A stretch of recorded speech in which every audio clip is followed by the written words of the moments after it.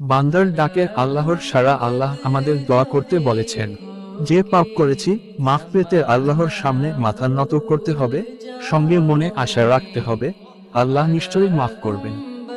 আল্লাহ বলেছেন তাকে ডাকলে তিনি সাড়া দেবেন। অন্যায় কাজে সহায়তা পেতে আল্লাহকে ডাকলে তিনি কবুল করবেন না। আত্মীয়ের সঙ্গে সম্পর্ক নষ্ট করার জন্য দোয়া করলে কাজে লাগবে না।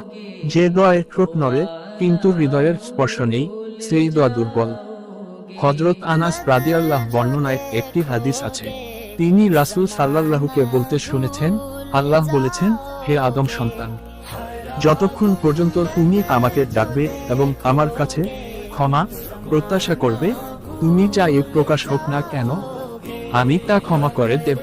আর আমি কোনো কিছুর পরোয়া করি না। হে আদম সন্তান, তোমার গুনাহ যদি আকাশ সমান হয়ে যায় আর তুমি আমার কাছে ক্ষমা চাও, তাহলে আমি তোমাকে ক্ষমা করে দেব।